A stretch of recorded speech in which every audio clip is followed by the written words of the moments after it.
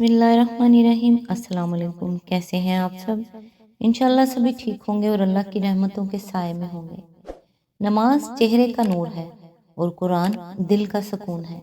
वजू से शक्ल, कुरान से अकल और नमाज से नस्ल पाक होती है।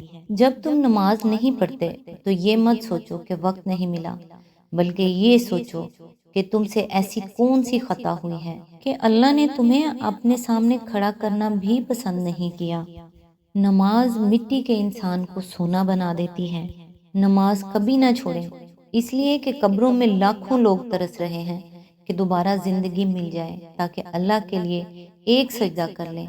अल्लाह हम सबको पाबंदी से नमाज पढ़ने वाला बना दे, आमीन। आज इंशाल्लाह सूरह अल अराफ की आयत नंबर 101 से स्टार्ट करेंगे।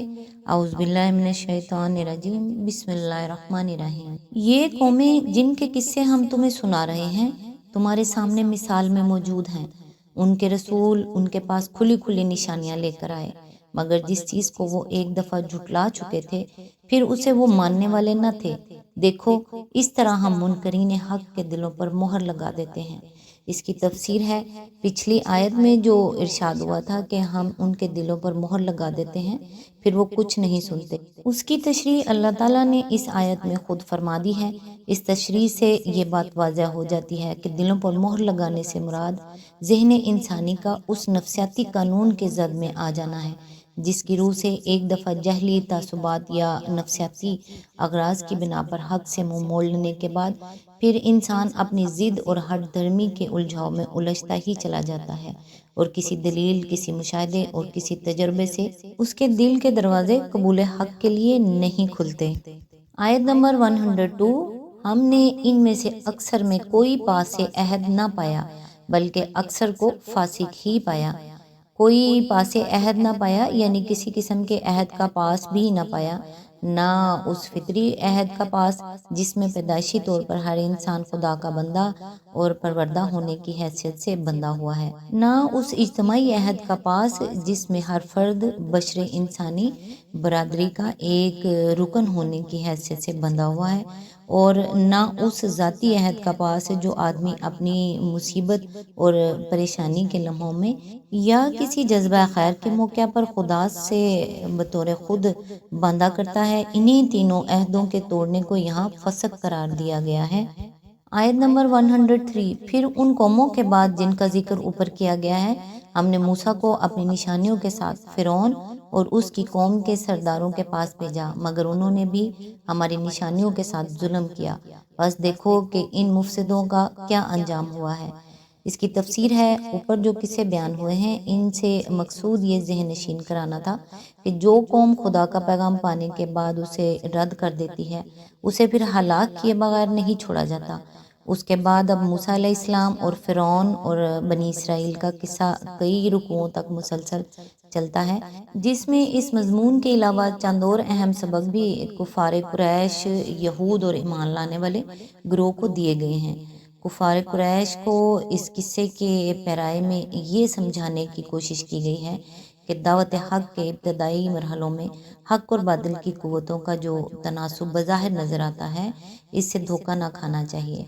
हक की तो पूरी तारीख ही इस बात पर गवाह है कि वो एक फ़ी कौम बल्कि एक फ़ी दुनिया की अक़लियत से शुरू होता है और बग़ैर किसी सरो सामान के उस बातिल के ख़िलाफ़ लड़ाई छेड़ देता है जिसकी पुष्ट पर बड़ी बड़ी कौमों और सल्तनतों की ताकत होती है। फिर भी आखिरकार वही गालिब आकर रहता है। नेज़ इस किस्से में इनको ये भी बताया गया है कि दाई हक के मुकाबले में जो चालें चली जाती हैं और जिन तदबीरों से उनकी दावत को दबाने की कोशिश की जाती है वो किस तरह उल्टी पड़ती हैं, और ये कि अल्लाह ताला मुनकरीन हक की हलाकत का आखिरकार फैसला करने से पहले उनको कितनी कितनी तवील मुद्दत तक संभलने और दुरुस्त होने के मौके देता चला जाता है। और जब किसी तंबी, किसी सबक आमोज़ वाक़े और किसी रोशन निशानी से भी वो असर नहीं लेते तो फिर वो इन्हें कैसी इबरतनाक सज़ा देता है। जो लोग नबी सल्लल्लाहु अलैहि वसल्लम पर ईमान ले आए थे उनको इस किस्से में दोहरा सबक दिया गया है। पहला सबक اس بات کا ہے کہ اپنی قلت و کمزوری کو اور مخالفین حق کے کثرت و شوکت کو دیکھ کر ان کی ہمت نہ ٹوٹے اور اللہ کی مدد آنے میں دیر ہوتے دیکھ کر وہ دل شکستہ نہ ہو۔ دوسرا سبق اس بات کا کہ ایمان لانے کے بعد جو گروہ یہودیوں کی سی روش اختیار کرتا ہے وہ پھر یہودی ہی کی طرح خدا کی لعنت میں گرفتار بھی ہوتا ہے۔ بنی اسرائیل کے سامنے ان کی اپنی عبرتناک تاریخ پیش کر کے انہیں باطل پرستی کے برے نتائج پر متنبہ کیا گیا ہے اور اس پیغمبر پر ایمان لانے کی دعوت دی گئی ہے جو پچھلے پیغمبروں کے لائے ہوئے دین کو تمام آمیزشوں سے پاک کر کے پھر اس کی اصلی صورت میں پیش کر رہا ہے۔ نشانیوں کے ساتھ ظلم کیا، یعنی ان کو نہ مانا اور انہیں جادوگری قرار دے کر ٹالنے کی کوشش کی، جس طرح کسی ایسے شعر کو جو شریعت کا مکمل نمونہ ہو تک بندی سے تعبیر کرنا اور اس کا مذاق اڑانا نہ صرف اس شعر کے ساتھ بلکہ نفس شاعری اور ذوق شعری کے ساتھ بھی ظلم ہے۔ اسی طرح وہ نشانیاں جو خود اپنے من جانب اللہ ہونے پر صریح گواہی دے رہی ہوں اور جن کے متعلق کوئی صاحب عقل آدمی یہ گمان تک نہ کر سکتا ہو کہ سحر کے زور سے بھی ایسی نشانیاں ظاہر ہو سکتی ہیں، بلکہ جن کے متعلق خود فن سحر کے ماہرین نے شہادت دے دی ہو کہ وہ ان کے فن کی دسترس سے بالاتر ہیں، ان کو سحر قرار دینا نہ صرف ان نشانیوں کے ساتھ بلکہ عقل سلیم اور صداقت کے ساتھ بھی ظلم عظیم ہے۔ آیت نمبر 104۔ موسیٰ علیہ السلام نے کہا، اے فرعون، میں کائنات کے مالک کی طرف سے بھیجا گیا ہوں۔ اس کی تفسیر ہے، لفظ فرعون کے معنی ہے سورج دیوتا کی اولاد۔ قدیم اہل مصر سورج کو جو ان کا مہادیو یا رب اعلیٰ تھا راہ کہتے تھے اور فرعون اسی کی طرف منسوب تھا۔ اہل مصر کے اعتقاد کی روح سے کسی فرمانروا کی حاکمیت کے لیے اس کے سوا کوئی بنیاد نہیں ہو سکتی تھی کہ وہ راہ کا جسمانی مظہر اور اس کا عرضی نمائندہ ہو۔ اسی لیے ہر شاہی خاندان جو مصر میں برسر اقتدار آتا تھا اپنے آپ کو سورج بنسی بنا کر پیش کرتا اور ہر فرمانروا جو تخت نشین ہوتا فرعون کا لقب اختیار کر کے باشندگان ملک کو یقین دلاتا کہ تمہارا رب اعلیٰ یا مہادیو میں ہوں۔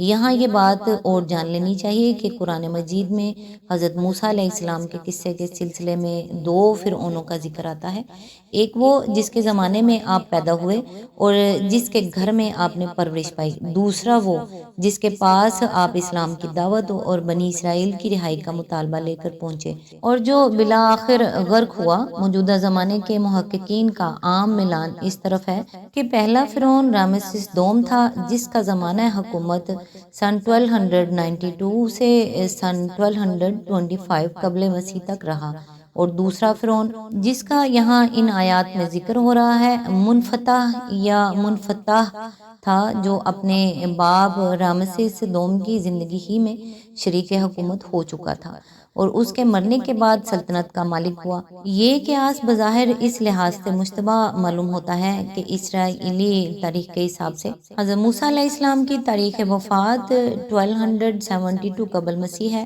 لیکن بہرحال یہ تاریخی قیاسات ہی ہیں اور مصری، اسرائیلی اور عیسوی جنتریوں کے تطابق سے بالکل صحیح تاریخوں کا حساب لگانا مشکل ہے۔ آیت نمبر 105۔ میرا منصب یہی ہے کہ اللہ کا نام لے کر کوئی بات حق کے سوا نہ کہوں۔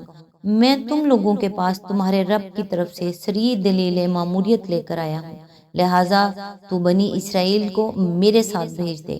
اس کی تفسیر ہے، حضرت موسیٰ علیہ السلام دو چیزوں کی دعوت لے کر فرعون کے پاس بھیجے گئے تھے، ایک یہ کہ وہ اللہ کی بندگی یعنی اسلام قبول کرے اور دوسرے یہ کہ بنی اسرائیل کی قوم کو جو پہلے سے مسلمان تھی اپنے پنجے ظلم سے رہا کر دے۔ قرآن میں ان دونوں دعوتوں کا کہیں یکجا ذکر کیا گیا ہے اور کہیں موقع و محل کے لحاظ سے صرف ایک ہی کے بیان پر اکتفا کیا گیا ہے۔